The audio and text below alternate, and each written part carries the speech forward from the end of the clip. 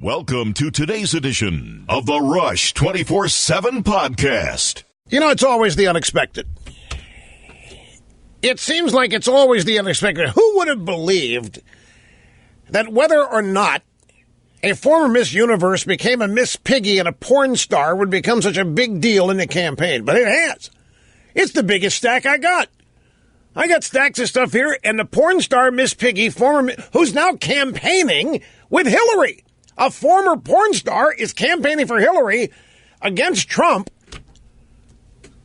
And then Howard Dean's not backing off the notion that Trump's snorting cocaine out there. It appears, folks, that I have ruined the post-debate aftermath for Mark Halperin and John Heilemann because my well, wait till you hear.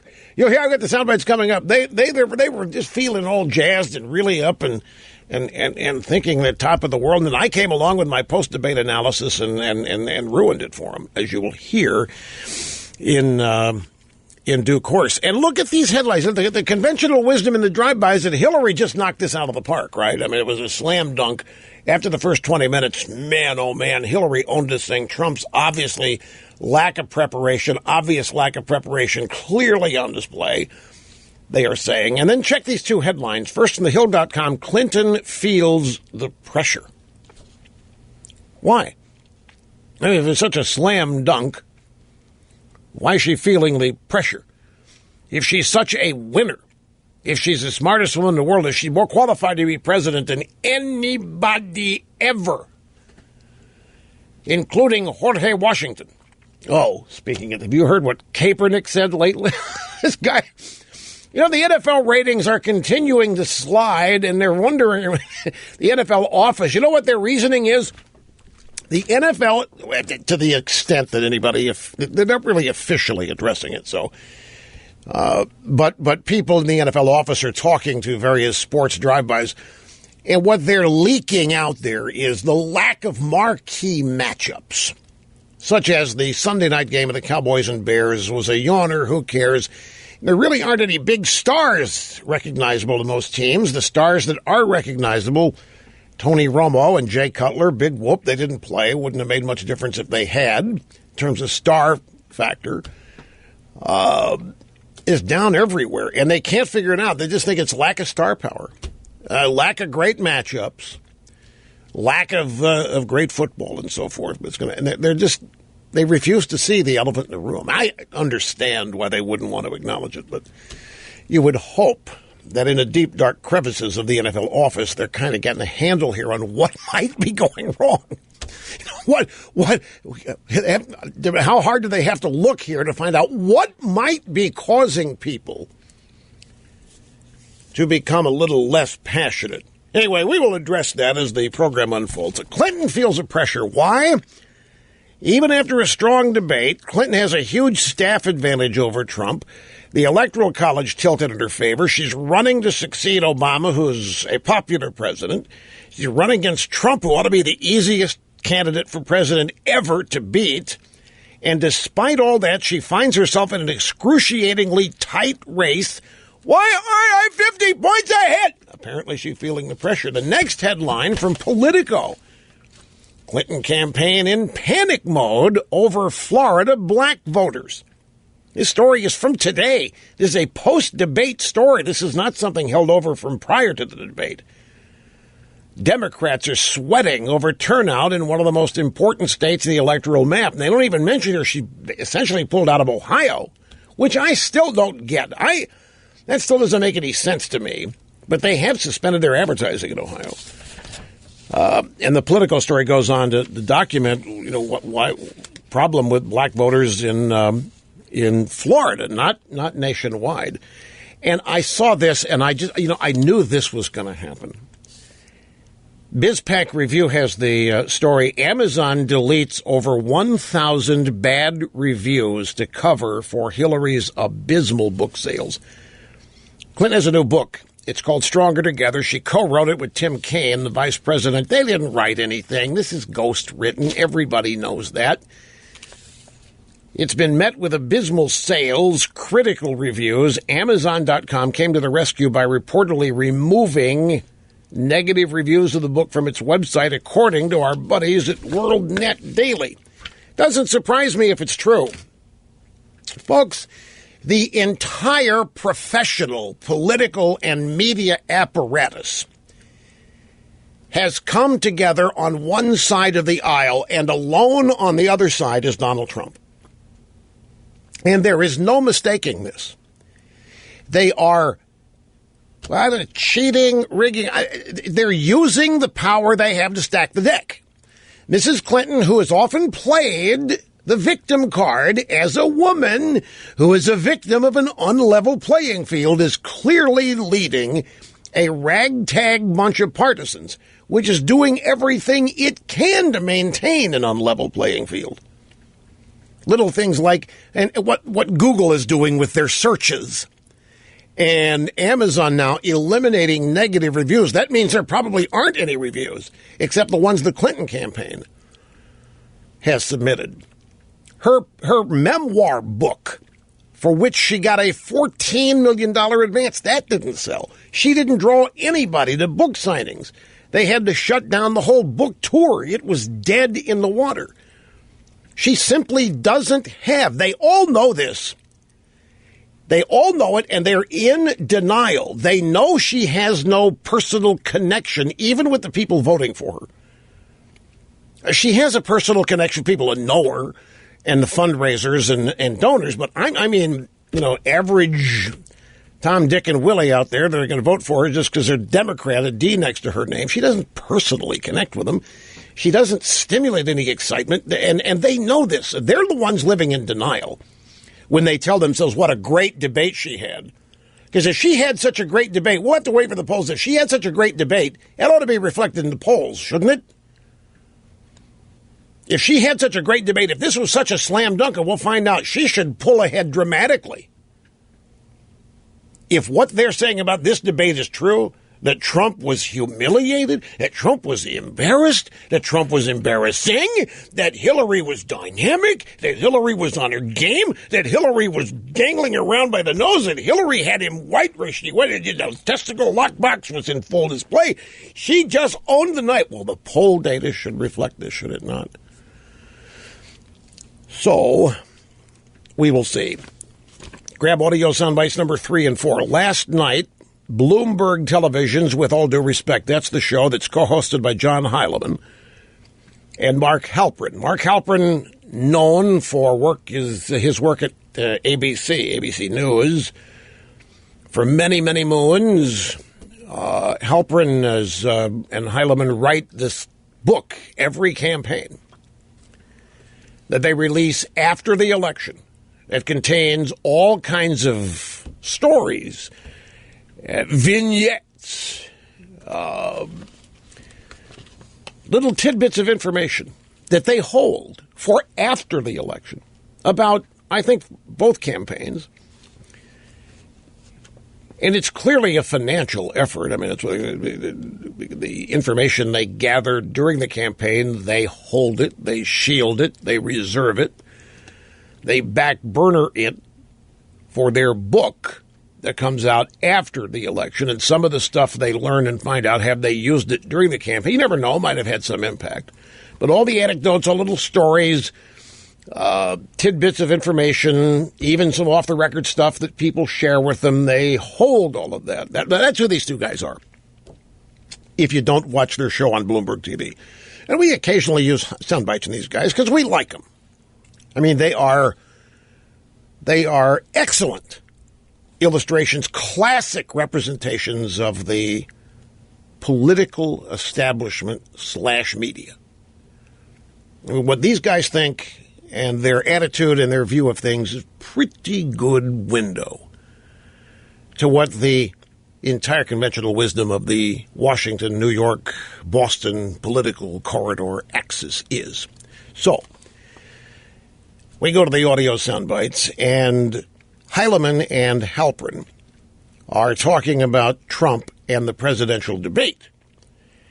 And Heilemann says, do you believe, he's talking to Mark Halperin, his co-host, says, you believe at this point that it would do Trump any good politically to just admit that he lost the debate? Just admit it. And then start shaping up for the next one? This morning, I thought he should say, it was my first time debating. I didn't like the way the questions went, but I'm going to do better next time. But now I don't think so. I think his supporters, Rush Limbaugh said he won. I think as brazen as it is and as counterfactual to a lot of how people experience the debate, I think he should just tough it through, pretend it didn't happen, and hope that it doesn't impact the polls, in which case the national polls and the battleground state polls, in which he can just say, hey, I didn't lose. So I, once again, have confounded what these guys think should happen. Trump was so bad, in their opinion, that he should just admit it, because everybody knows it. There's no reason to act like it didn't happen. This is their thinking. And just own up to it. Just be honest with the audience. The audience knows that you sucked, Mr. Trump. The audience knows you were terrible. Let them know that you know, Mr. Trump. And build a bridge of strict relating with them. You tell them, Mr. Trump, that you know how bad you were. They already know, and they'll think you're an honest guy. That's what they want Trump to do. Until I entered the fray yesterday with my post-debate analysis, which has now thrown a monkey wrench into what these guys, Halperin and Heilemann, want to happen. Mr. Sturdley, it's a technical point. I need to ask you, did I actually say that Trump won the debate? I said that Snap polls showed that he won, all but the CNN poll. I also said that Snap polls are not scientific polls. They're Internet of the moment polls. They capture the passion of the moment. I also said that the drive-bys, like these two guys, looking at that debate, still fail to understand how Trump supporters view Trump. So when they analyze these debates in terms of who won a talking point, like when Trump failed to hit one of these hanging curveballs, these guys say, he really missed it there. That's bad. Trump lost some stuff there, man. That was a golden. His supporters didn't abandon him because of any of that. And that's... that analysis, therefore, is irrelevant. If you go issue by issue, point by point, question by question, answer by answer, yeah, Trump blew that. Boy, what he could have said. Oh, and he blew that. Oh, my God, did you see how he could have hit? And if they think that this is how people decide who they're going to support for it, in fact, there has been a serious poll. And I'm, off the top of my head, I don't remember who it is. Maybe it's Morning Consult. And here's the deal on it. It pretty much agrees with the CNN poll. Something like 60% think that Hillary won, 29% think that Trump won. However, only 9% say that the debate will have any effect on their vote. Only 9%, which is my sole point in discussing this. These guys in the establishment, they analyze this answer by answer, sometimes sentence by sentence.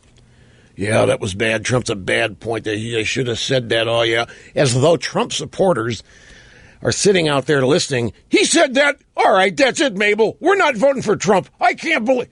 And it's the same thing with Hillary. People just don't watch him this way. But particularly in the case of Trump, his supporters are in this for all kinds of different reasons. And if these guys inside the Beltway are going to continue to judge this as though Trump is a seasoned politician when he's not, as though Trump doesn't have a public record. Whatever is going on in this country right now, you cannot blame any of it on Donald Trump, including Iraq and the Iraq War. Hillary Clinton, you can attach her to everything that's happened in this country, pretty much. Particularly the last 8 years, and when she was a senator, and when she was a first lady. Trump, none of that. Trump is a rookie. Trump is a genuine outsider. He has no fingerprints on anything, and yet they're analyzing this debate as though Trump is as much a part of the system as Hillary is, and he's not. In any way, he doesn't have the experience. He's got television experience. He doesn't have the actual business of politics experience. I think it's actually a phenomenal achievement for Trump to be judged in this way. Now, they think judging Trump this way is the best way to disqualify him, But they don't get that his supporters and a lot of other people are not looking at it that way. They know who Trump is. They know he's an outsider. The expectations they have for Trump are entirely different than the expectations Hillary supporters have for her. And I think, folks, this is a profound point. I call them profundities. How everybody in the establishment insists on plugging Trump in to their world when he hasn't been a part of it, other than maybe as a donor. But aside from it, he hasn't been a part of it at all.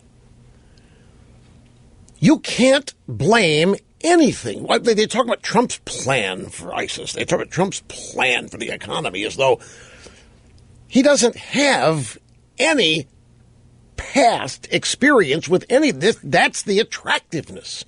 That is the allure. We are going to find out in November how many American voters actually think it might be time to try a genuine outsider. That's what this is really all about. But these people continue to judge Trump and these debate performances and everything else as though he is an abysmal failure in their system who has no business being there. It's like Michael Goodwin in the New York Post today wrote that if the media is not careful, they're going to win this election for Trump. That the media might actually be Hillary Clinton's biggest problem, even though it doesn't look like that. It looks like just the exact opposite, her biggest asset. Here's the next soundbite, by the way. Got to get this in before the break. This is Heilemann going back to Halperin after I was blamed for not recognizing Trump lost. He plainly lost the debate. The big difference to me between this and 2012, when Barack Obama failed in Denver in the first debate, he confronted mass panic among his supporters. He had to admit that he lost and that he would do better the next time because Democrats are freaking out. Trump fans are not freaking out. Trump fans saw a different debate than we saw last night. They think he won. They judge it a different way. They didn't see anything differently. They're judging it a different way. This isn't hard. Unless you somehow are so locked into this establishment mode of thinking that you can't get out of it for a while. If you establishment types really, really want to understand how Trump supporters look at this, if you really do, let me remind you of something. By the way, I'm proud of how often I'm seeing this pop up in columns and opinion pieces, by the way. It is something I have been reminding people of for the past month. You guys in the drive-bys and analyzing Hillary's debate, you're judging rhetoric. You're judging the spoken word. That's how you define intelligence, intellectual speak, communicate well, really, really smart, really, Obama intellectual speak. It's a specific pattern of speech that makes everybody think you're very smart. People don't remember that. People, like today, people don't remember what anybody said in that debate. And by the end of the day today, they really won't remember. But they are not going to forget how they felt during that debate. You know, I'm one of these guys that I lament the role feelings plays in so much of our culture, but I can't deny it. And this is unalterably true. People, unless you have a particularly advanced power of communication skill like I do, people do remember what I say. Most people do not, but they never forget how you make them feel. And I'm telling you, Hillary didn't make anybody feel special that night. She came across as robotic, a witch with a capital B. And Trump inspired feelings among his supporters that they enjoyed and wanted more of. That's how you have to look at this in part. Okay, have a little more polling data here. Taken during and after the debate. Now, sadly, I don't know whose poll this is because of the quirks in how things are formatted to send an email. Sometimes the link is left off. So it looks like a Politico morning greeting email that they blast out to everybody, or maybe from Hotline. I don't know where this is from, but it really doesn't matter because the details in it are true.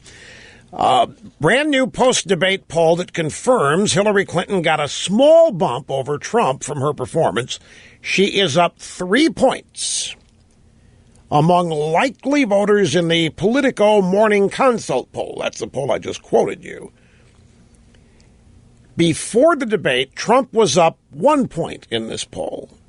But as I mentioned, the nut of this poll, the money line in this poll, just 9% of respondents said the debate changed their mind. Just 9%. Doesn't surprise me. In fact, I'm surprised it's that high. Debates traditionally don't unless there's a major gaffe in them.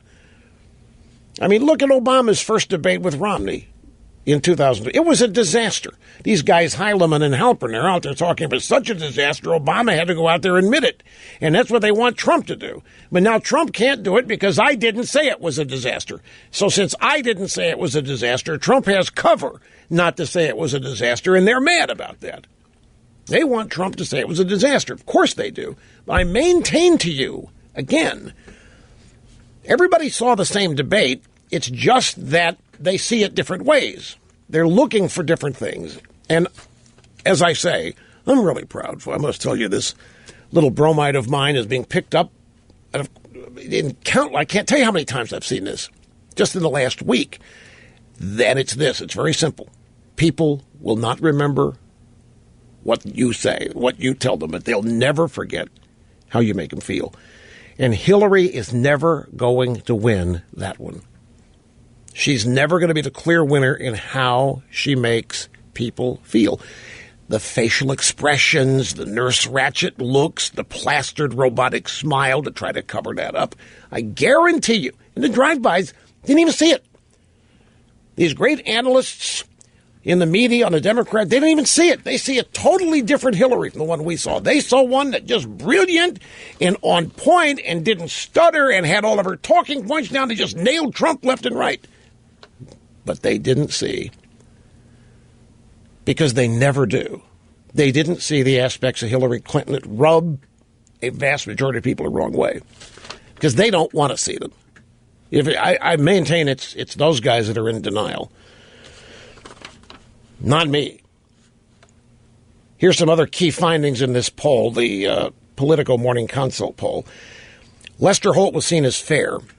42% said he was fair. 27% said he was more favorable to Clinton. Look, I don't beat a dead horse, but Lester knew what was going to happen to him if he didn't toe the line. He saw what they did to Matt Lauer. He saw what they were trying to do to Jimmy Fallon. Lester Holt was not fair. Lester Holt was not even-handed. Lester Holt he behaved entirely differently with Trump. Again, it's worth making the point, folks, that in one way you can look at this as a very big compliment to Trump. He's being treated as though he has a career in the business of politics, as though he has a record. He's being treated as though he matters and is a factor, and he doesn't have his fingerprints on anything that they talk about. Donald Trump doesn't have a tax policy yet. Donald Trump, whatever he thinks about things, it cannot be said to be a problem in the country today because he hasn't done anything. That's why Trump keeps focusing on his business success. That's his record. People say, what does he keep bragging about? He's not bragging about it. He's informing people. Hillary brags about her record, lying about it left and right. Lester doesn't even bring up the scandals at Benghazi, the scandals with her email, the scandal of the Clinton Foundation. Those things don't even come up. But it's Trump's job to bring them up. The moderator isn't going to do that. The moderator's not going to expose Hillary to any problems. Trump's going to have to do it, and I predict to you he will in upcoming debates.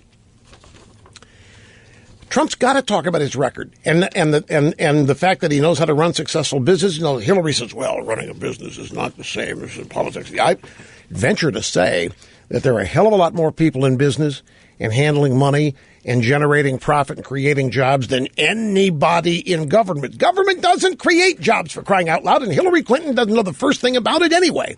Neither does Barack Obama. Hillary Clinton doesn't know the first thing about health care other than theory, sitting around discussing it with a bunch of other liberals in the faculty lounge. Obama has demonstrated he doesn't know diddly squat about health care, about websites, about the World Wide Web that he wants to give away to the UN. They don't know. They have no practical experience in these areas they want to take over and are taking over. Hillary Clinton has nothing. She knows nothing about the energy business, but she thinks she does. And what she believes, this climate change hoax, putting those beliefs into popular practice, is a disaster for the United States energy economy. Barack Obama doesn't know anything about climate science. He doesn't know anything about energy. They have never been in that world. They've spent their lives resenting it. They've spent their lives trying to punish people, in fact, who are successful in various elements of corporate life. You talk about arrogance or hubris. I mean, the idea that a bunch of rhetoricians and theoreticians know better how to build buildings, housing areas, developments, and so forth. Pharmaceutical companies, energy companies, they know, like you hear Hillary talking about all the wonderful things we can do with solar panels. They're not sustainable. Solar panels are not sustainable, millennials. May sound good, yes, clean, renewable energy. But what do you do when the sun's down at night? What do you do when the clouds obscure the sun? We're not there yet. But that's not off the beaten path. Beaten path is these people, Hillary Clinton, 30-year track record in Washington, and you can track the messes, and you can track the flub-ups, you can track the incompetence, you can track many times, and you can also track something else. 30 years and no successful track record. Hillary Clinton, after 30 years or 25, whatever it is still pushing the same things that she came into public life pushing. Hate trickle-down, hate Reagan, tax the rich. Rich aren't paying their fair share. That's the starting point, and nothing has changed. Hillary Clinton and her husband have been in business for 30, 25 years, and she is still promising to do the same things. She's still cataloging the same problems. Where is, they talk about Trump and he's not trustworthy, where she has a clear record of dismal failure. And Hillary's record has cost lives. Hillary Clinton, working in government, has cost people their lives. Donald Trump hasn't done that. And yet they want to compare Trump. And they want to try to plug him into the same system that Hillary Clinton's life has been. And in that way, judge Trump as not even welcome. He's not even welcome in our establishment. He's not even welcome in our system. He's not qualified. He's not of the right temperament. Yeah, and so they point us to great success stories like Hillary Clinton, right? I'm telling you, the American people are wise enough of them are, to not fall for this. Mrs. Clinton can't point to anything but caring. They say nobody's done more for children than Hillary. Where? What? I'm serious. What has she done? Well, she spent all that time with Marion Wright Edelman at the Children's Defense Fund. Yeah, but what happened there? Well, you know, they cared about kids. Yeah, but what did they do caring about kids? Well, you know, they protected them from their abusive fathers. Oh, is that what they did? Yeah. Yeah, that's what they protected children from their abusive fathers. And then, but where is this endless parade of people who one time were children that Hillary Clinton took under her broomstick and shepherded to adulthood, to now happy, productive life? Where are these people? Where is the walking evidence of all of Hillary's caring? They can't do that. So what do? They turn fire on Trump and tell you that he's all sorts of bad, all sorts of mean, all sorts of evil. And it doesn't. They'd be doing the same thing if the nominee were Ted Cruz. In fact, it would even be worse if it were Cruz, because they would be zeroing in on all kinds of conservative issues that they just despise and are scared to death of. So in addition to what they're trying to do to Trump, and the same hasn't been Marco Rubio, even if it had been Kasich, It'd be the same thing because that's all they've got. They don't have a candidate in Mrs. Clinton that they can ballyhoo, that they can promote, that they can cite a record experience of great achievement and accomplishment, unity. They can't do it. And so while doing all that, they then try to plug Trump into this same system because that's the only way they can really disqualify him. If they treat Trump as the person he really is, the outsider, who represents a whole new way of trying to do things since this country's on the wrong track, and the people who've been telling us they are our betters and they know more and they care more are making a disaster of things. I like to point out the college degree, the college education, as something the Washington establishment has really damaged. The college degree, the college education has been sold, and it's been bought as the ticket. Families all across this country from every income quintile accept the idea that their kids have to go to college, that if they don't, it's going to be tougher. Going to college is still the dream. Going to college and getting a degree is still the ticket. Got to do it. Well, look now what they've done to the college degree. They have essentially turned it into an albatross. Each graduate leaves college with an amount of debt, or the vast majority with so much debt in student loans, that they're behind the eight ball for years if they can then find jobs in their majors that qualify as careers featuring advancement.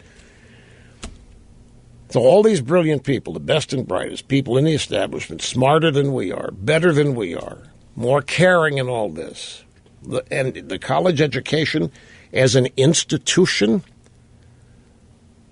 for Americans to climb the ladder of success, they've done great damage to it, as well as a lot of other institutions of tradition. Trump represents an alternative way. And so his supporters are not judging him on debate points and not judging him on... I mean, they disappointed he didn't destroy her when he had the chance. I mean, I think that's the big deal. Trump supporters think that he had a chance to really inflict major political harm and didn't because he either missed it, too busy thinking about himself, making everything personal, or just wasn't prepared or whatever. But that anger is not the kind of anger that's going to make him leave him. It's the kind of anger that makes him frustrated and hell-bent on him doing better. Anyway, brief. Oh, one other stat. 45% of people who watched the debate said they did not watch the whole thing. That was a number I was waiting. I was curious. 45% said, I don't know how long they watched. I don't have that data yet. 45% said they didn't watch the whole thing, and 55% lied and said that they did. Couple more bites. I'm torn here. Do I grab a call? Do I get these cool sound bites? And I've got a great Newt Gingrich piece here called IYT. Intellectual yet idiot. IYI, intellectual yet idiot, to describe establishment types the way they analyze the debate. He pretty much echoing what I said. But here, let's go to the phones. Let's grab Dan in St. Louis. Great to have you, sir. Welcome to the EIB Network. Rush, it's an absolute honor to speak with you. Thank you so much for taking my call. I couldn't be more thrilled to be talking to you today. I appreciate that, sir. Thank you very much. 31 years old, millennial by age, not by association. Not my fault I was born with them, but fiscal conservative. I'm a much more product of my own environment when it comes to social issues such as gay marriage, birth control, those types of things. So for the last few years, I mean, really since my first time voting in 2004, I've not been too excited about our candidates because they just allow the liberals to control the narrative and, Romney was a racist and a bigot towards women and all this other nonsense. With Trump, never really was all that thrilled about him. Didn't really have a candidate at all this year I was too excited about. For me, watching the debate was not at all about who is going to win or lose. The points they're going to make, I know where Hillary stands. I can't stand Hillary Clinton. What I was looking for is, can Trump hold himself in a presidential manner for 90 minutes without coming unglued or making a fool of himself, really.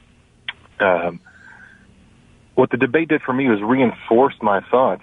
I just cannot stand the populist message, the pompous arrogance that Hillary displayed. And I watched the debate, and I thought Trump did a pretty good job when it comes to holding his temper and not coming across as being obnoxious or rude or interruptive. I went to bed after the debate, kind of digested it, woke up in the morning, and here's the internet, everywhere on the internet.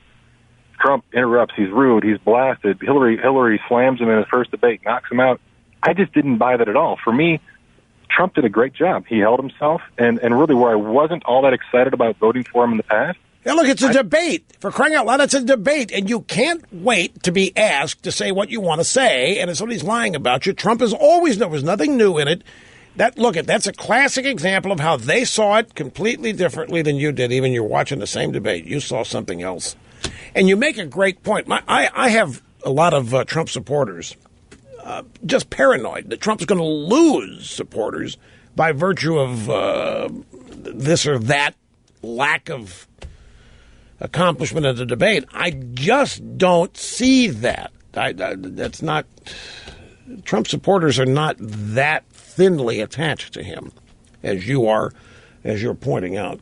Anyway, Dan, I really appreciate the call. Thank you much. 31-year-old millennial, product of his environment on social issues, which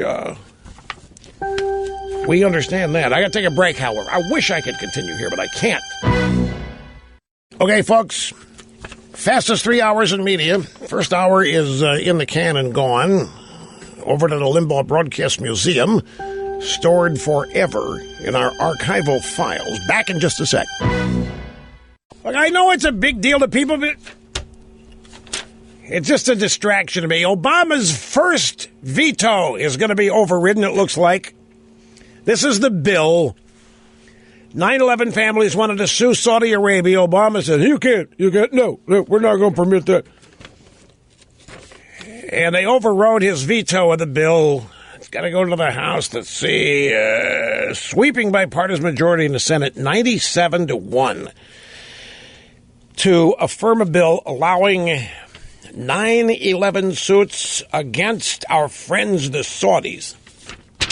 The lone holdout voting with Obama was Dingy Harry. 97-1. Greetings, folks. Great to have you back. Here we are at 800-282-2882. If you want to be on the program, the email address, lrushbo@eibnet.com. I mentioned in the previous hour, Politico story, Clinton campaign in panic mode over black voter support in Florida. This is interesting. I mean, this is the conventional wisdom is from the drive-by side is that if Hillary cannot get close to replicating the Obama turnout, particularly in African Americans, that she is in deep, deep doo-doo. Now, Hillary, of course, counters this by going out to black events and trying to sound like she's African American. I ain't no ways tired. When, in fact, she can barely stand up. She's so damn tired. I ain't no ways tired. It's not working, so she had to send Muchel Maibel out as a surrogate in Philadelphia today at LaSalle University during a Hillary Clinton campaign event. We have the first of two sound bites here from the First Lady. No one in our lifetime has ever had as much experience and exposure to the presidency. Here we go with this again. Stop the tape. No. Stop. You know, this is insulting my intelligence. Here we go again with a variation on the theme that nobody has ever been more qualified than this Fraulein. Hillary Clinton, for crying out loud. Obama said it at the convention. He said, Bill, you know what? We're going to have to admit it. I mean, she's better than you, Bill. And you know what? She's even better than me. She's more qualified than I was. Oh, my God. Grab the Stradivariuses. I could barely keep my dinner down when I'm listening to that tripe. And here we have to hear it again. Hillary Clinton more qualified than George Washington, than Abraham Lincoln, than John Quincy Adams, than Franklin Delano Roosevelt, than Renoldus Magnus. Renoldus Magnus. Not Maximus. It's Renoldus Magnus. Anyway, so now Michelle's getting in on this. Is it fascinating? She's so unqualified. Look at how they have to oversell her.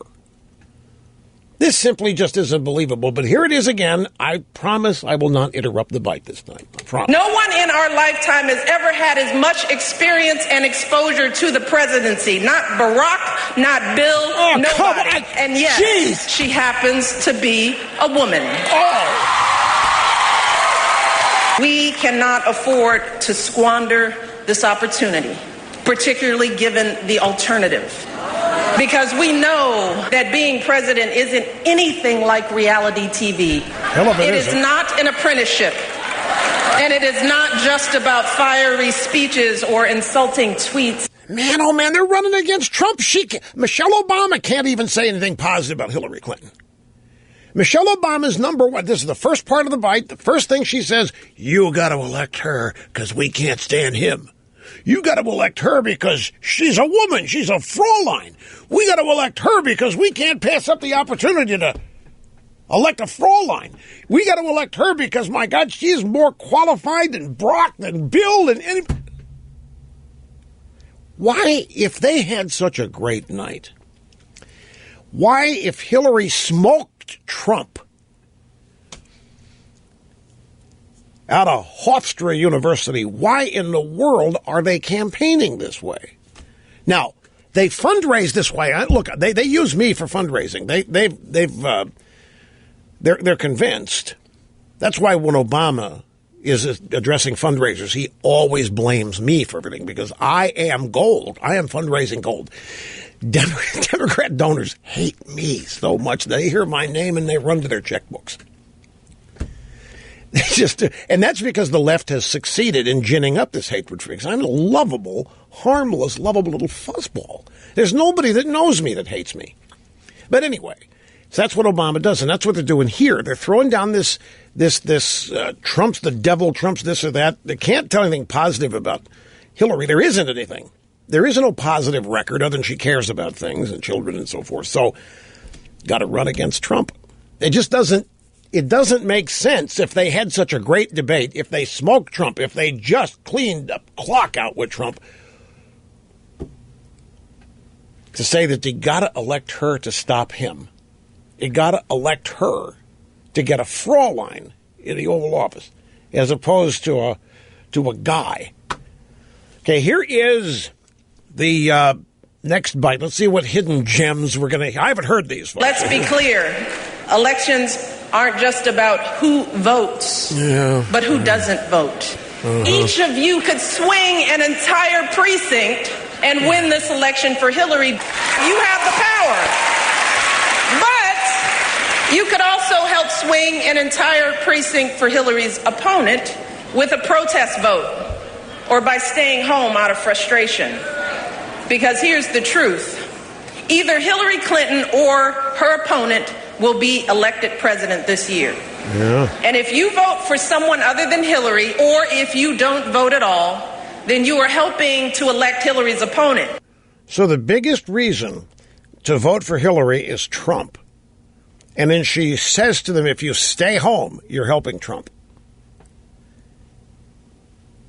This sounds like, look, I'm not engaged in wishful thinking. I'm giving you my genuine reaction. This seems like desperation to me.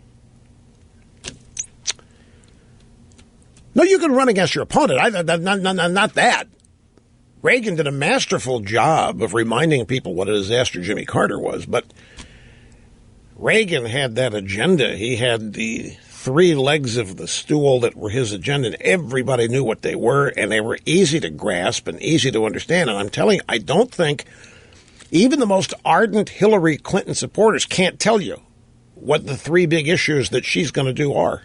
Do you think they can? Do you know what they are? Okay, you do. You really do. Okay, I'll bite. What are Hillary's top three?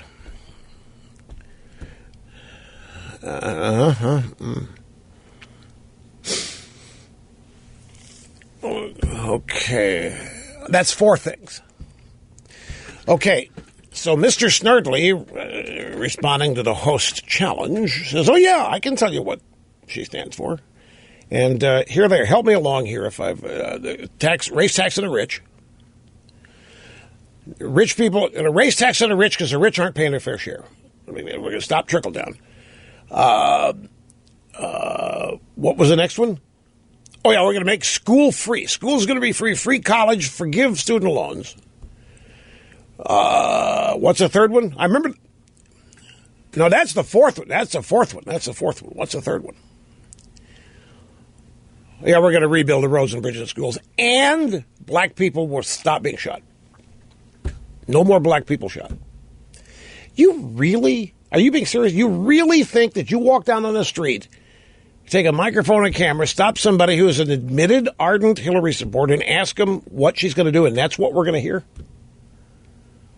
My point is, where Reagan was, he was going to balance the budget, get the economy moving, he was going to lower taxes, all of this, inject a new type of economics, supply-side economics to reduce inflation and get the economy. He's going to defeat the Soviet Union. He's going to rebuild the military. There are 3 things, and he did them. And they were identifiable. So, yeah, when he went out and trashed Carter, which he did, I mean, you couldn't avoid trashing Carter if you were talking about the current state of affairs in America. But Hillary seems like 90% of this campaign is trashing Trump. Unqualified, ill-tempered, doesn't belong, hates whatever it is that makes Trump unqualified. But there isn't any even equal focus on whatever her agenda is. My point is that what it really is, she doesn't dare say, just like Obama didn't. They can't. Hillary Clinton cannot be honest in a nationwide campaign about what she's going to do. She wouldn't get 30% of the vote, maybe 40%, if she did. Just like Obama didn't. Obama didn't campaign on 90% of the stuff that he ended up doing. Quite the opposite, in fact. Oh, I see where Shimon Peres has passed away. I met Shimon Peres in my trip to Israel in 1993. I was there for 5 days, well, actually 6 days. And it was the equivalent of a college semester in terms of what I learned. But that guy, it was weird. It was weird. Well, we show up. I had an entourage. And I didn't figure out until afterward that he had been told the left-wing version of who I am. And that's because it didn't make any sense. He started ragging on Reagan. He started taunting me. It was taunting me about Reagan. He was making comments about people destroying trees, which was an early allusion to climate change. And he kept undoing his belt. We're sitting there. The meeting started out with 20 people in the room, and then about 15 left. It was just 5 of us and him.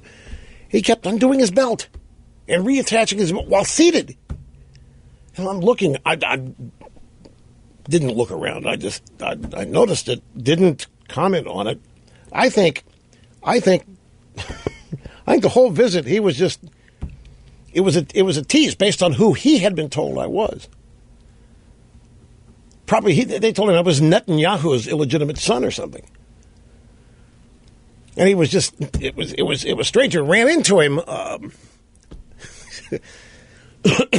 when we were meeting with him in his office.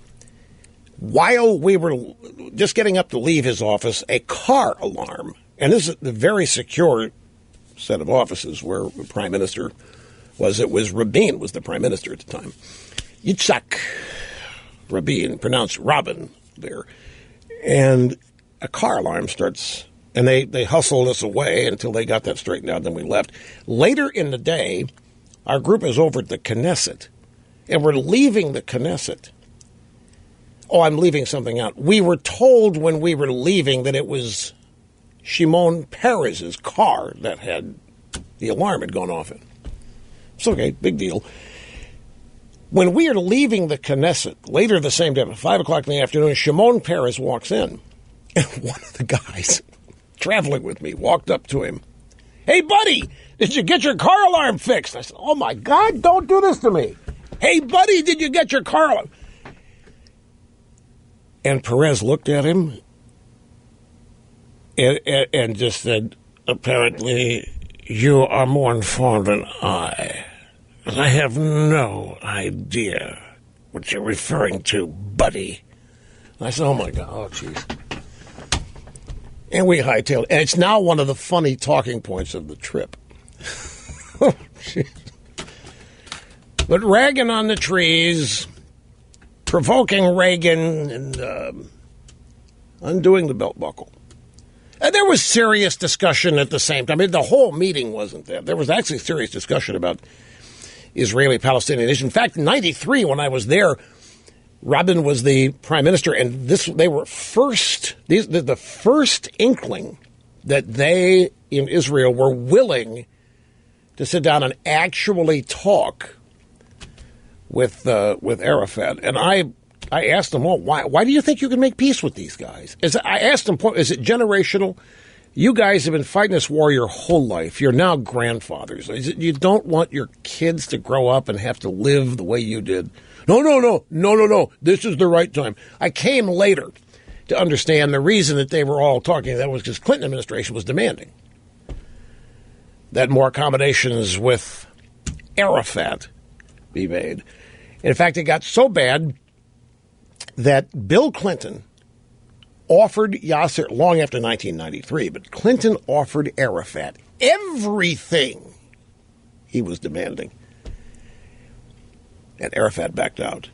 And that's when we knew that they don't want an end to this, or Arafat didn't anyway. And his, the Fatah party and the PLO. Anyway, I'll take a break here, folks. We will continue after this. Don't go away. I'm going to go back to this Michelle Obama soundbite. Just the first one, not the whole thing, but listen to the beginning of this here. No one in our lifetime has ever had as much experience and exposure to the presidency. Not Barack, not Bill, nobody. And yes, she happens to be a woman. Stop tape. Monica Lewinsky had a lot of exposure to the presidency. She was a woman. Seriously. Monica Lewinsky, a lot of exposure. Paula Jones. Well, no, not Paula Jones. That was but Kathleen Willey. There's a bunch of them that have a lot of exposure. Here is just two sound bites that go all the way back with Hylam and Halpern being upset that I didn't say that Trump blew the debate, therefore Trump couldn't say it. They're all up. They wanted Trump to admit that he had a bad debate. Got to be honest, got to admit that he blew it, but he can't since I didn't say he blew it. And the rest of the drive-bys, very, very angry that a lot of people don't see it the way they did. Last night, Anderson Cooper 360, he talked with the network's political correspondent, Sarah Murray, about Trump's campaign. Cooper said, what did Trump have to say about his debate performance last night, Sarah? Donald Trump is still insisting he won the debate, even though some of his supporters at this rally said they believe he may have missed some opportunities to go after Clinton. And right here, he said that he was holding back against Clinton, that he didn't want to embarrass her, even as he hammered her performance last night, saying it was over-rehearsed, saying it was scripted. And it's been an interesting rally, Anderson, because we're really seeing sort of a flashback to the Republican primary, Donald Trump. Yes, they wanted to go out and admit that he blew it. Just like, if you remember that press conference where the media for 45 minutes demanded George W. Bush admit that he'd made mistakes. They wanted Trump to admit, and they can't believe it, he won't admit it. They can't believe that Trump thinks he did okay. They can't believe that Trump would even say he did okay. Next up, back to all due respect on Bloomberg, Mark Halperin speaking with Casey Hunt, MSNBC's political correspondent. A question. Do you expect her to have a lot of down days to prepare for the next debate? Or be more like Trump out there campaigning with some practice on the side. My sense is that they do feel like they need to make sure that she is out there on the one hand, but I think they think it's very important that they balance that with making sure she gets enough rest, frankly. Right. So the question is, hey, look, is she now going to take advantage of this big win? Is she going to be out there? That's what we want. We want to see Hillary out there. Or is she going to go back home and rest and prep for the next debate? Folks, she's not going to be out there because she's not drawing crowds. Trump was in Melbourne, Florida yesterday. The droves of people. It's indescribable, the numbers of people inside and outside the venue. And Hillary's numbers are still in the small hundreds when she does an event. But that's not why they need to keep her home. They need to keep her home. Rest up, I'm sure, is really what she needs to be able to persevere and continue. But they got problems. Florida, Pennsylvania, black vote, big time. No. I still have all that ready to go. We'll get to it at some point. This Miss America, or Miss, whatever it is, Miss USA, Miss Universe, yeah. It's always the unexpected that gets you. Who would have ever thought, coming out of that debate, this is what you drive-bys, who would have ever thought of all the pre-publicity in this debate and all the forecasting, all the predictions, all the chat-up, who would believe that a controversy over a former Miss Universe, who's now a porn star, campaigning with Hillary Clinton, would become such a big deal in the presidential campaign? That's how little Hillary Clinton has to promote herself, that she has to import some woman Trump supposedly has insulted by calling her a little piggy, or Miss Piggy. She gained 60 pounds, this babe did. Did you know that? She gained 60 pounds. The drive-bys are trying to report she gained 16. She gained 60. And now she's out there ripping Trump left and right. But a porn star, isn't that all Hillary? You got Bill Clinton and a porn star as part of the campaign. And there's an intern. Get this. There's an intern that has relevancy in the phone scandal thing, the email scandal thing, whose name is Monica, working for Hillary. But I got to get back to the phones. People have been waiting patiently here, and it's time to do this. So we go back to Hurley, New Mexico. This is Linda. Great to have you on the program. Hi. Thank you. Hi, Rush. I really call to say thank you for straightening my head up every morning. You know, as we listen to these other news programs, we don't realize it kind of creeps up there under the gray matter. I sat down to watch the debate, and I just didn't realize. I thought, well, now he's got to be nice, and he's got to be sweet, and he's got to be all this. And after it was over with, I thought, well, he blew it. And I couldn't wait to get you the next morning, and you straightened me out and said, hey, folks, that's not who he is. That's not how he got here, and that's not how he's going to win. And some of us still fall back and we think, oh, he's going to be nice and sweet, and he's not going to interrupt, and he's just going to be just charming, etc. That's not who he is, and we need you to remind us, and you do. And I wish the good Lord would give me your discerning mind. And that's what I wanted to do. I wanted to say thank you. Don't ever quit reminding us we cannot judge him by the way we judge everybody else. He's different. Well, I appreciate your kind words and your kindness. I really do. Look, she raises a good point. It is really hard to avoid getting sucked in by whatever the daily soap opera narrative of the mainstream media is, especially for us. I mean, we watch it all the time. I venture to say that the vast majority of you, maybe not junkie status here, but you're really profoundly interested in all this because it's the country and the future, kids and grandkids that we're talking about here. So you are here because you're profoundly interested. As such, you are profoundly informed. You are well aware. And in the process of staying informed, you have to expose yourself to the media. And it's really hard to have a wall built up, to have boundaries around yourself so that the attempts to corrupt your mind. Don't get in your mind. I myself, on rare occasions, slip, and it happens. And something will happen that'll slap me effectively upside the head, and I'll relay a comment from a friend an item that I had missed, or just a different way of thinking about it. I understand how easy it is to get caught up in it. One of the reasons it is easy to get caught up is because there is this lingering lifetime experience with the media that has as one of its features that it's objective and that it's actually fair and that it is actually the news. None of that is the case anymore. But it's difficult to look at it that way. It isn't for me.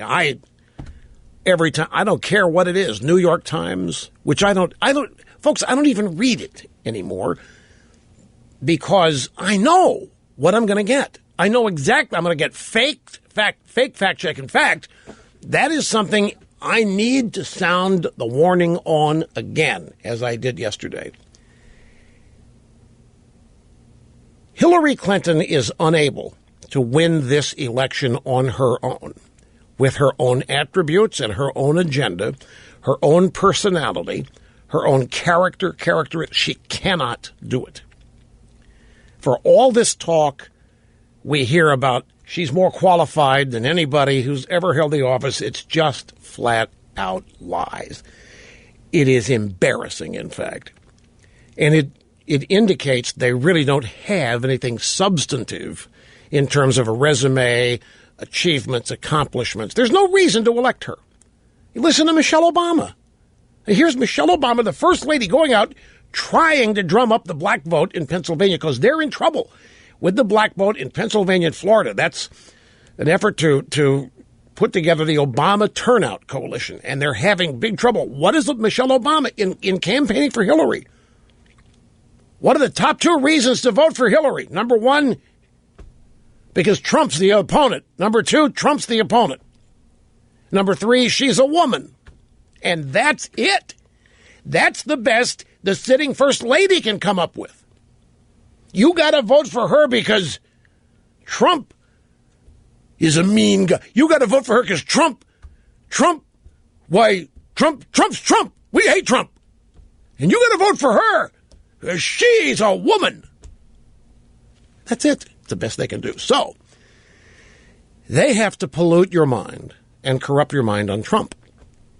You like Trump, or you want Trump to win, or you hate her. One of the two. But you don't want her to win. And you panic to one degree or another when the drive-bys start piling on Trump. And you think it's hopeless. We're in trouble. Trump's got to do something. He's got to change. He's got to do something. No. I don't. That's not the way. He can change if he wants to, but that's not how you deal with the media as they are. And it's tough to avoid falling into the traps that they lay every day in terms of how they want you to see Trump. This fact check technique is the latest. Let me tell you what it really is. There is no fact checking. The fact that the New York Times and the Washington Post and USA Today and all these other papers and networks now have fact checkers is for one reason.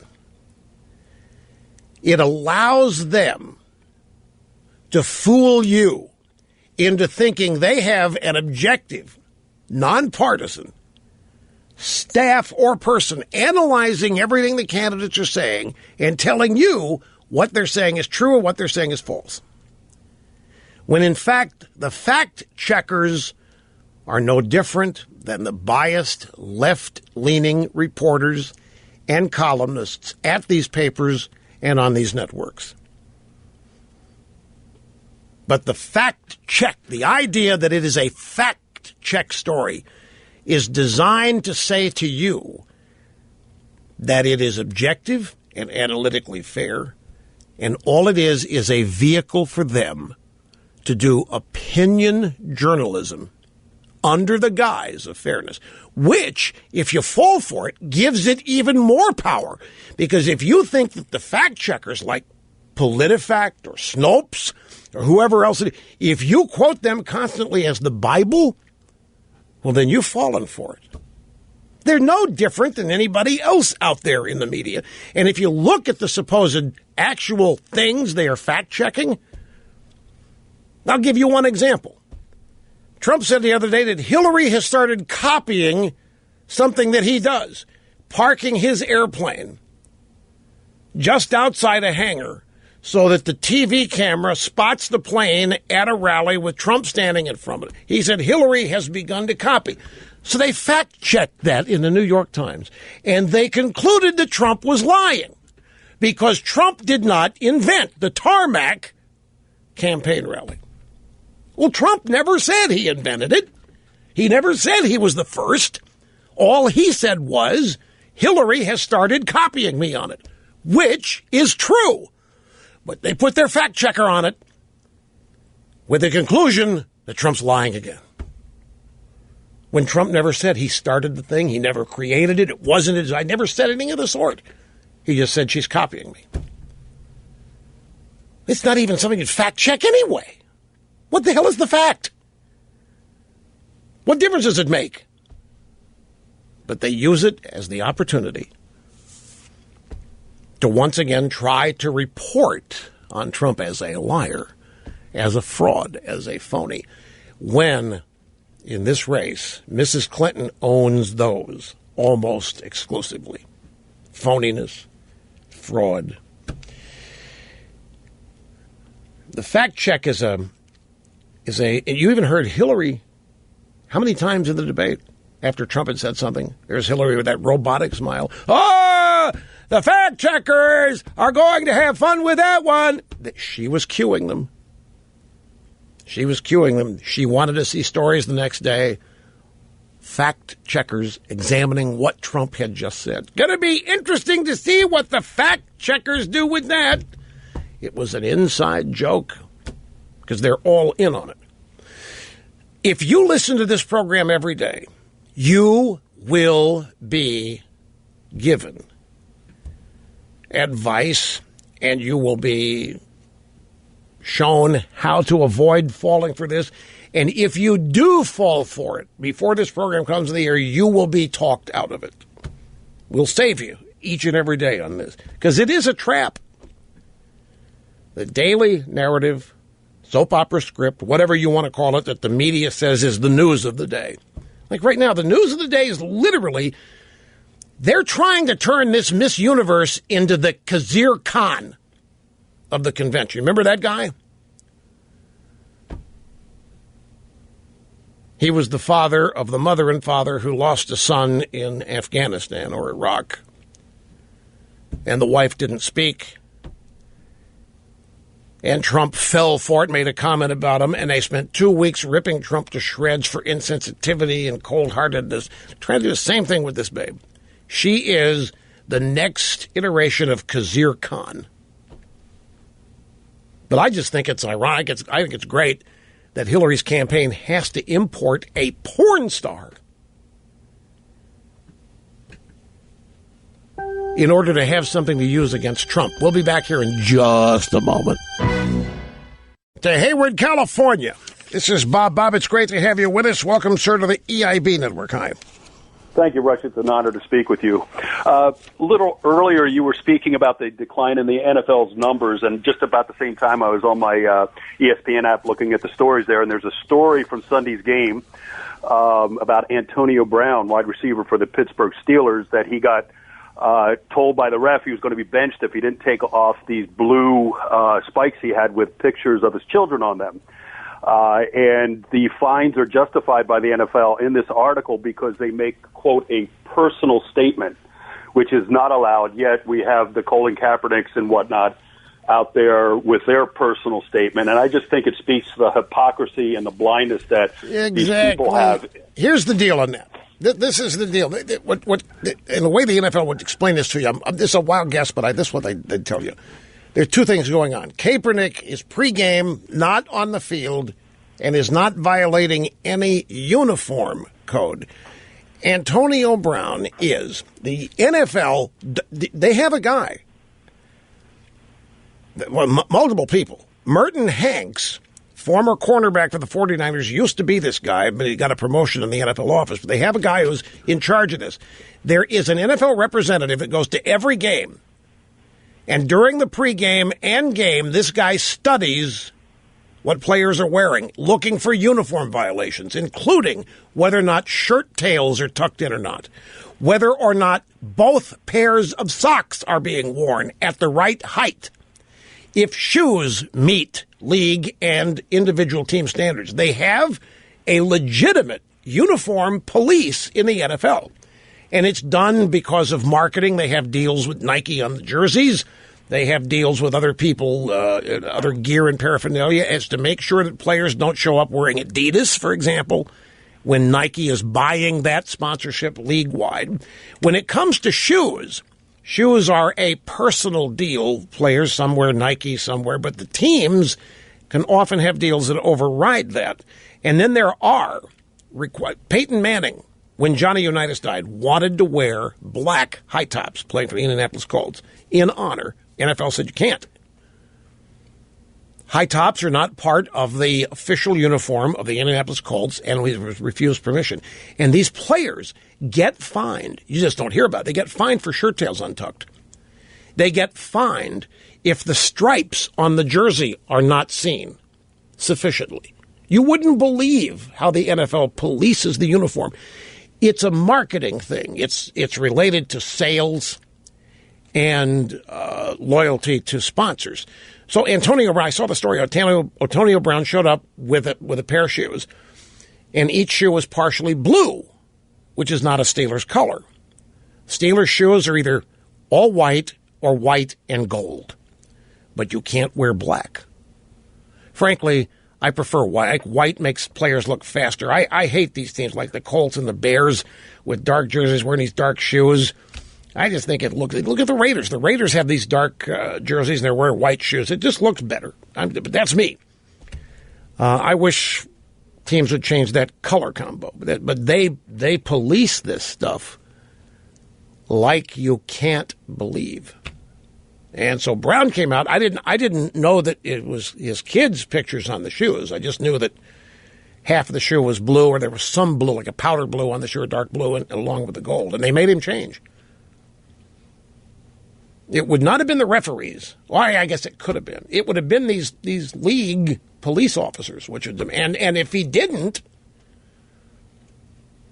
they weren't going to let him go on the field in the second half. If he didn't change that parachute, he was not going to be allowed to play. It wasn't, okay, go ahead and wear them and we're going to fine you, dude. He wasn't going to be allowed to play. And then over here you got Kaepernick. See, this is my point. We got the league and coaches telling these guys what they can't do hundreds of times a day. But when it comes to trashing the flag, I can't tell a guy what he can do. I can't. We've got some Kaepernick sound bites, by the way, not going to help things. We'll get to them here when I have time. It's coming up. Don't go away. Hey, by the way, this Alicia Machado, she's not just a porn star.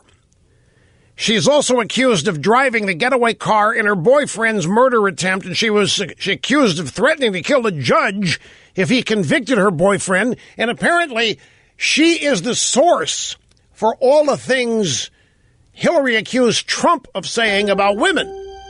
She's been part of the Hillary campaign for a while, apparently, here. Okay, grab those Colin Kaepernick sound bites. I'm gonna play these before we get on to other stuff here. So I've got stuff here I want to get into that has nothing to do with the campaign. So there's all kinds of great, crazy stuff happening out there, folks. And, by the way, there's now... I just want to mention this because this is one of those things that if something comes of it, I don't want it said that I didn't mention it. But I'm not going to make a big deal of it. There is a website out there that claims Hillary was sending signals to Lester Holt by virtue of scratching her face with her finger during the debate. Now,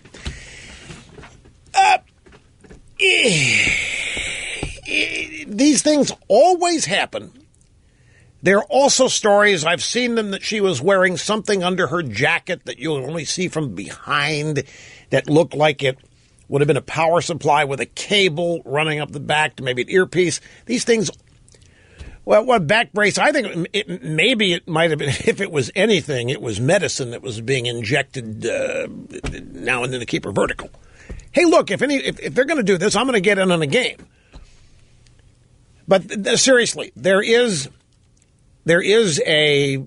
I mean, even some leftists, from what I'm told, are acknowledging that Hillary was sending Lester Holt hand signals. Now, I don't know anymore. I imagine that when she really wanted Holt to zero in on Trump on something, she would start scratching her face. Apparently, the video shows her scratching her face quite a lot. The observation I have about this is all this stuff, none of this stuff is being accused of Trump. Or Trump is not being accused of any of this stuff, but Hillary's being accused of a lot of it. I don't know. There's a part of me, if this happens to be true, I just don't want you to say that you didn't hear about it here. But I'm not going to say any more than that. And I'm not advocating it. I'm not promoting it. I'm not endorsing it. I'm not confirming it because I don't know. It's a website that a lot of you read, probably.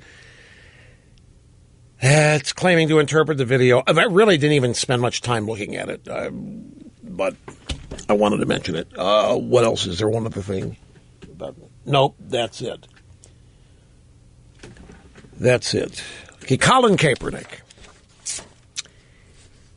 We just had a lengthy discussion here about the NFL and their uniform police. I don't know how many of you people were not aware of that, by the way. I gathered from my email that I checked during the break that a lot of people were not aware of how strictly the NFL polices the uniform and its proper display, but they do. I mean, they ride herd on this, and they find players and threaten them, and the story is Antonio Brown, number 84, the Pittsburgh Steelers, was told he can't play the second half if he didn't change shoes. So a caller said, imagine that.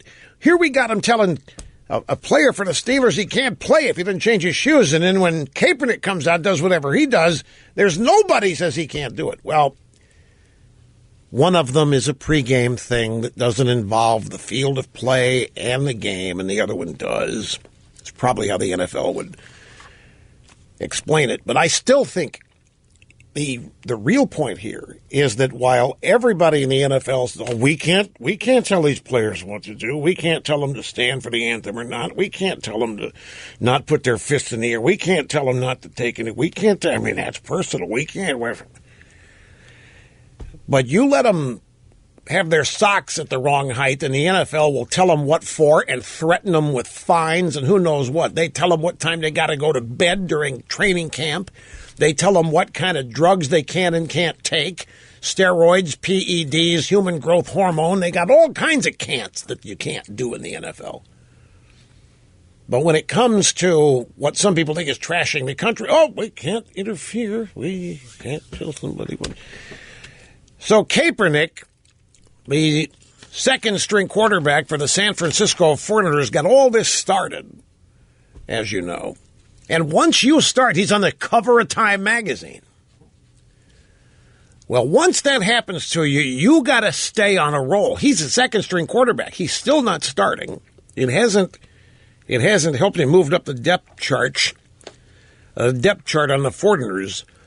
But now he's got to keep it going. And here is how.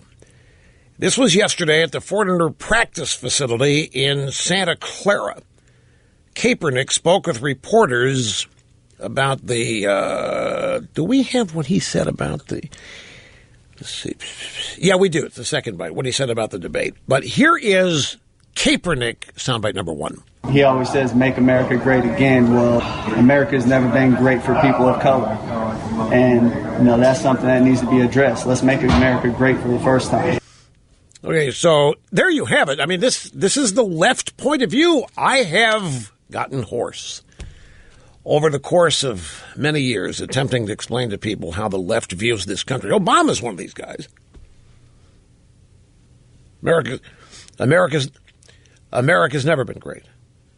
Look, even now at protests like Ferguson, in Baltimore, in Charlotte, if you look carefully, you'll see a bunch of people carrying signs, America has never been great. America's not great. America isn't great. America's never been great. So here now, the second-string quarterback for the San Francisco 49ers ripping Trump, who says, let's make America great again. Well, America's never been great. Never been great for black people. We got to start on that. People of color, he said. It's never been great. You think that's disgraceful?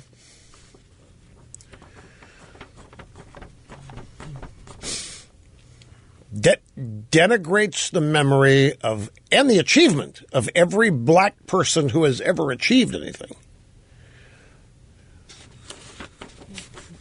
Oh, you can't say he's ignorant. You can't he's entitled not to know the history of this country. He's an American. He's entitled to his ignorance. And he's entitled to have his views rooted in his ignorance. He's entitled by virtue of the First Amendment to say and do whatever he wants, is what people think. No, you can't say that either. You can't say that Colin Kaepernick is an ingrate, and you can't say that he's disgraceful. I mean, the popular consensus is you can't say that. Well, here's the next bite. Again, at the 400 practice facility in Santa Clara, speaking with reporters about the presidential debate. To me, it was embarrassing to watch that these are our two candidates. Both are proven liars, and it almost seems like they're trying to debate who's less racist. And at this point, talking with one of my friends, you have to pick the lesser of two evils, but in the end, it's still evil. So there you have it. Colin Kaepernick of the San Francisco 49ers, the latest expert on American culture, now analyzing, hey, you can't be critical of him. He's a First Amendment. He can think whatever he wants to think about the debate, and he can say whatever he wants. Nobody's saying he can't. People, I'm sure.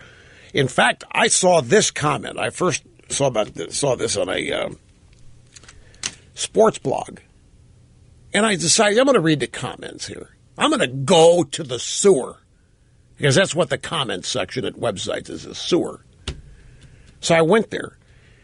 And there were a surprising number of people in the comments of this particular website. It was NBC Sports Talk, I think, that say, hey, this is the smartest thing the guy said yet. That neither one of these two are worth anything. Trump, Hillary, they're both lacking. He had a lot of support for that statement. In the comments section of the blog that, Mr. Snerdley has just officially announced, and I'm passing it on for him since there's no microphone in there, that he's not going to be watching the 49ers as long as Kaepernick is on the team. Do you think, since I have your attention, Mr. Snerdley, you're taking a break from screening calls, do you think that this may be a contributing factor to the ratings problem the NFL is that you do? No question about it. And 9/11, and more teams have started doing their own versions of what Kaepernick did, taking a knee, sitting. On the Monday night game that nobody saw because of the debate, it was the Atlanta Falcons and the New Orleans Saints. And after the anthem, both teams went on the field and formed a giant circle, linked arm in arm. They didn't take a knee. They weren't sitting. That was supposedly a unified display of something. But now it's happening in high schools, junior high schools. I read that it's even happening in a 12-year-old football league, that players are deciding to do this. Well, we shall see. Okay, news that has nothing to do with the campaign. I've just got to get some of these things in. First off, your astrological sign just changed according to NASA. NASA, for the first time in 3,000 years, decided to update the astrological signs, which means that the majority of people are about to find out that they are a different sign. Apparently, these changes are due to the fact that the constellations are not in the same position in the sky that they once were. And the star signs are about a month off now as a result. And to further confuse things, there's now a new sign, the 13th sign. For those born between November 29th and December 17th, a lot of those used to be Sagittarius, but no more. The new sign, the new 13th sign, is Ophiuchus. It's Ophiuchus. Ophiuchus rhymes with mucus. Capricorn. So I am January 12th. So that means all my life I've been a Capricorn, but I'm not anymore. Capricorn's now January 20th to February 16th.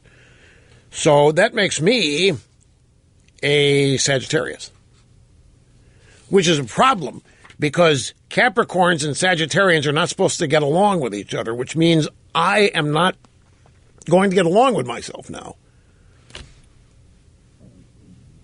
I'm just saying, I'm not making this up. There's two different stories on this out there now, and it's all because of NASA. Dating website. This is from the UK Sun. It's actually about Los Angeles. The dating website named Beautiful People is going to open a Los Angeles club where guests are vetted to ensure they are attractive enough. A dating website opening an exclusive new club where you get adult beverages and stuff. Every guest is going to be vetted to ensure they are attractive enough to enter. BeautifulPeople.com. Am I prescient or what? Who was it long ago who first sounded the alarms about the attempts to ban the ugly from public places in the daytime? And now it's even happening at night. A dating website opening an exclusive new club. Every guest is going to be vetted. The membership committee, the people who will decide which of the applicants are good looking enough to be allowed in, are celebrity trainers, models, actors, and directors based in Los Angeles. And many of the members will have to be recommended by these people. If you happen to want to join this club related to BeautifulPeople.com, if you just walk in off the street, you are going to have to be vetted as to whether you're attractive or not, or too ugly to be allowed to join. And I just want to remind you, it was I who warned way back in the 1980s about this. And then finally, from the it's a Hollywood Reporter, a story about the super rich on the left coast, primarily in Los Angeles. Oscar winners, sports stars, tech billionaires like Bill Gates are now building lavish underground bunkers with amenities ranging from swimming pools to bowling alleys as anxiety over climate change fuels people's concern over whether or not the surface of the earth will be habitable. I am not kidding. People are spending millions of dollars effectively building new houses underground because of the potential destructive aspects of climate change. Oh, and nuclear holocaust. They throw that in there too.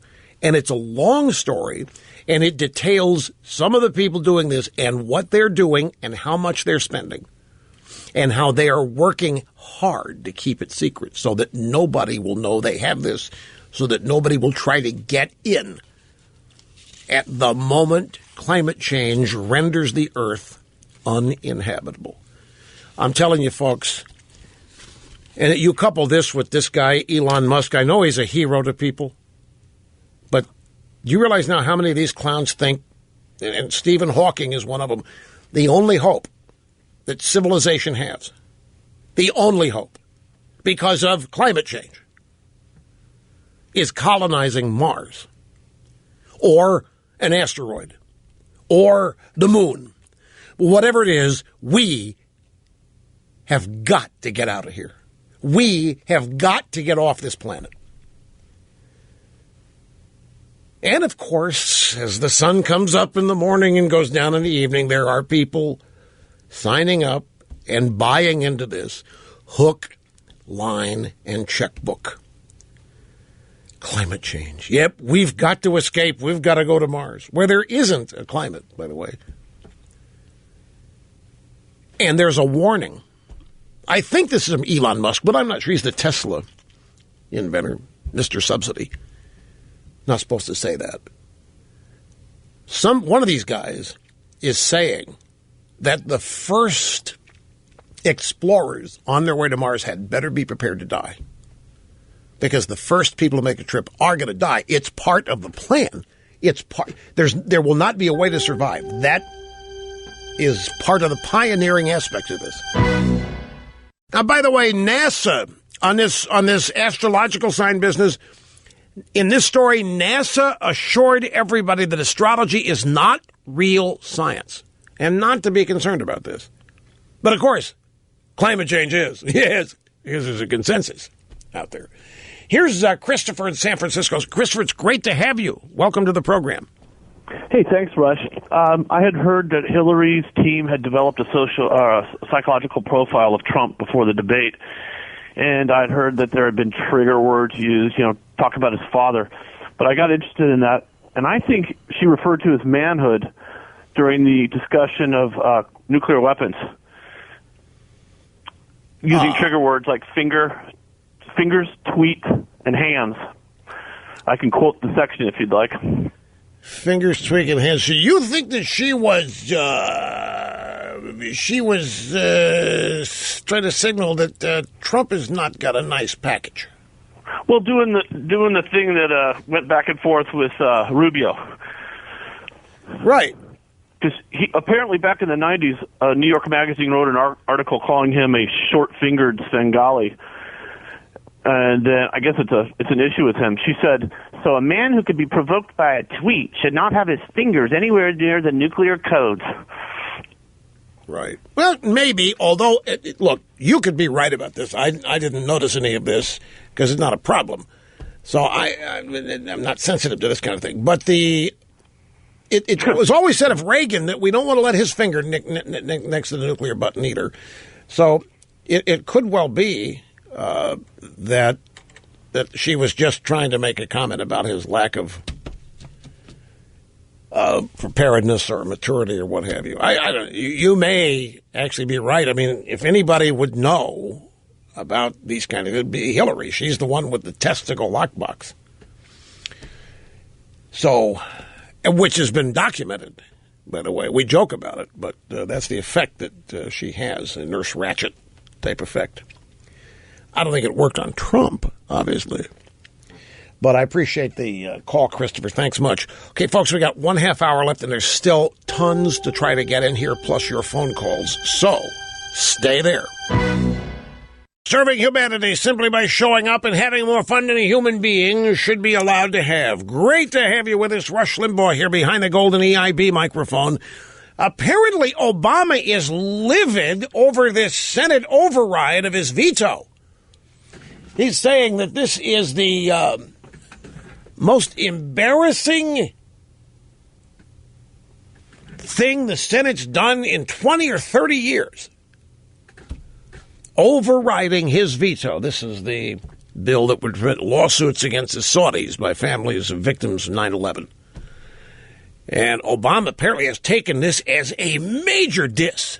A major sign of disrespect. Now, if you know what happens when certain people get dissed and the way they lash out, this is something to keep a sharp eye on.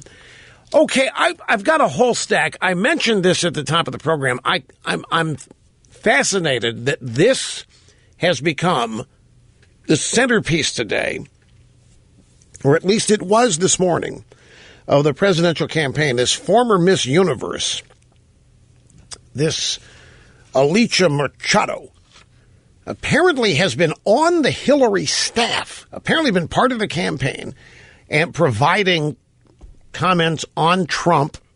He owned the Miss Universe pageant. She was a Miss Universe. He called her Little Piggy or Miss Piggy because she gained 60 pounds after she won the crown. And she apparently is not a nice person. And she'd been insulting Melania Trump and Donald Trump and any number of things. And Hillary has this babe. She's also a porn star, has this babe on her staff. Alicia Machado's films are indeed pornography, and the Clinton campaign is putting her in an online fundraising appeal. And Hillary herself is tweeting about Alicia Machado. Now, you talk about lousy judgment. You know, they want to try to portray Trump as having no judgment, lousy judgment. It's so bad we can't dare have Trump in the Oval Office with his finger next to the nuclear button or anything like that. We just can't do it. Can you imagine, in our usual reversal example, do you imagine if Trump had hired a porn star and was using the porn star for source material and dirt on Hillary and was tweeting about her? Can you imagine the questions that would be asked and the accusations that would be thrown out about Trump's lack of judgment? The news stories on this, this is a huge stack. Let me just give you some headlines here. Daily Caller, porn star campaigns for Hillary Clinton.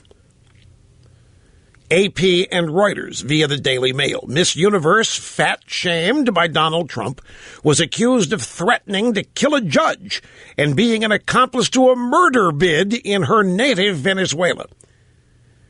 A former Miss Universe at the center of a bitter exchange in Monday's presidential debate was accused of aiding a would-be murderer and threatening to kill a judge, it has emerged. On Tuesday, Alicia Machado launched her own attack on Trump, accusing him of abuse and stupid things. But there are two Associated Press reports back in 1998, and they reveal that Alicia Machado was accused of aiding attempted murder and threats to kill in Venezuela. The DailyMail.com has asked the Clinton campaign whether they knew about these allegations, which do not appear to have ended in conviction, before the candidate spoke about her at the debate. Hillary brought this woman up, a porn star, to use her as a way of going after Trump. He's called women pigs, he's called women this, he's called women that. I still maintain that she doesn't have anything. If Michelle Obama out there today pitching Hillary in Philadelphia by essentially saying, you've got to elect her because of Trump, you got to elect her because of Trump, and you got to elect her because she's a woman, and that's all they have. They pulled out of Ohio, although now I'm making a big deal of it. Don't be surprised if they go back into Ohio with a little ad buy. Don't be surprised. They kind of snuck out of Ohio. Ohio, the Hillary campaign snuck out of, as though they think it's irretrievable. They're having trouble with African-American polling in Philadelphia, Pennsylvania, and in Florida. That's why they had to send Michelle Obama out there to help drum up black vote support for Hillary, because she can't do it on her own. Obviously. And now they're using this Machado babe, this former Miss Universe, as a way to go after Trump. I don't know. There are things that happen in every campaign that I say to myself, this is never going to work. And I'm often wrong about. They do.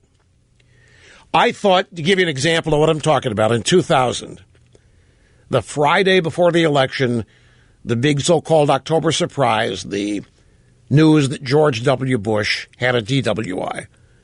Or a DUI, whatever. And I thought, that's not going to matter, for crying out loud. And it might have.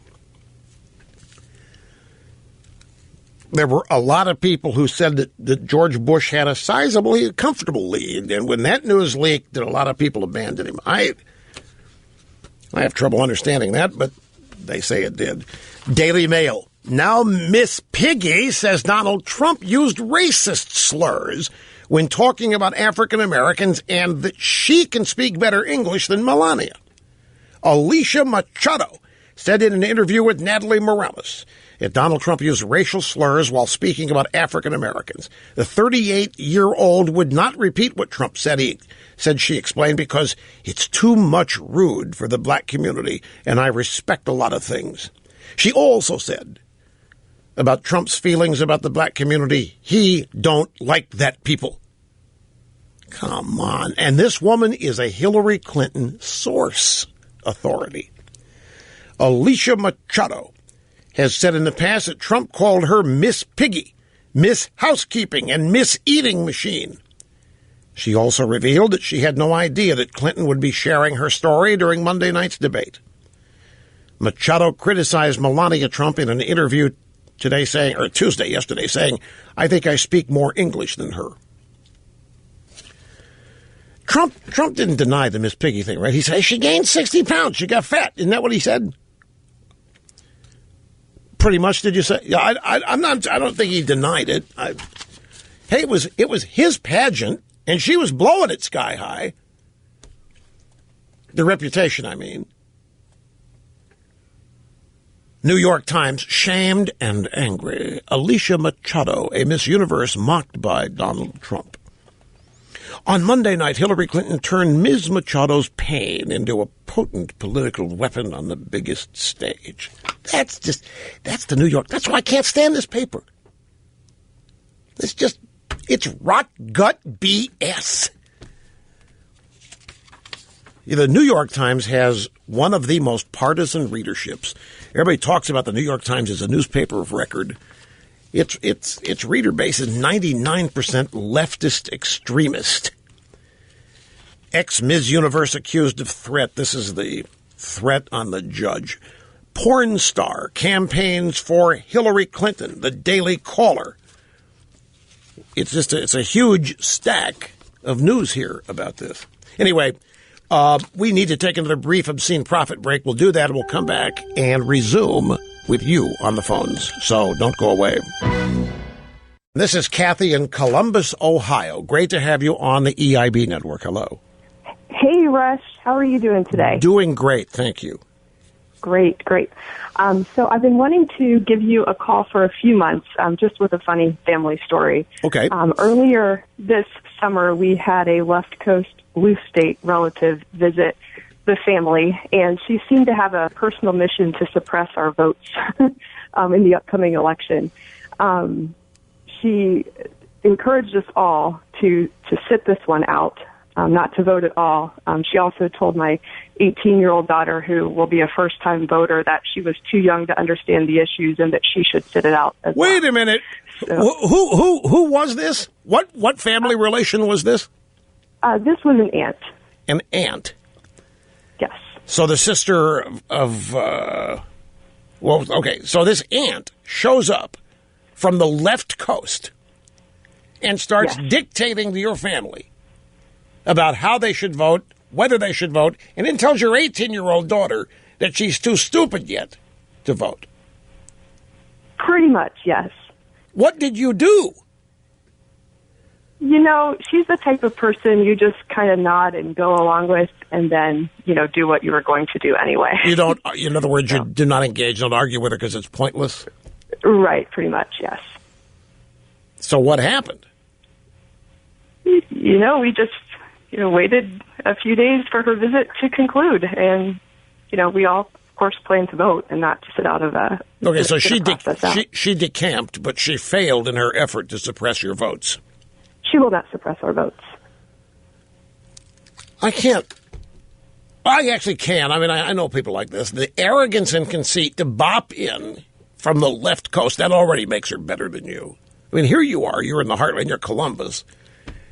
And she bops in from the left coast and starts commanding all of you plebes to sit it out because your lack of knowledge and intelligence is too dangerous for the country right now. So the best thing you can do is just not vote. Right. Is she the only family member of the leftist persuasion? No, we have a few others. And quite honestly, my father will swing back and forth from party to party depending on how he's feeling that particular election cycle. Yeah. How old was this, the aunt? How old was she? She is in her 60s. In her 60s. Okay. And so you didn't argue with her. You didn't even engage her. You just let her flap her gums and then let her leave town thinking that she'd been persuasive. I think so. That's a very wise way of dealing with this. If you don't want to engage her and she's not going to change your mind, it's family. It's not worth the potential friction by telling her to pound sand. Correct. But it was interesting. I did resent, being told to sit it out. Well, hell yes, I'm sure you resented it. Was she? Well, let me ask this: was she in any way persuasive?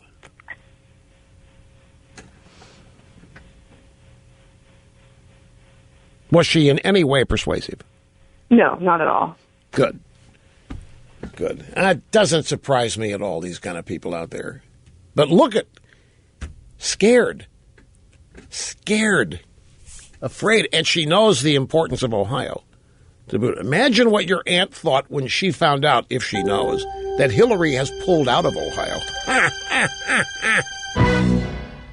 Okay, folks, that's it for today. Another exciting excursion into broadcast excellence, unfortunately, has come to a screeching halt. But we are back tomorrow. I really appreciate you being with us today and every day. Look forward to it like you can't believe, and am doing the same for tomorrow. So make sure you are here. I'm going to get this done.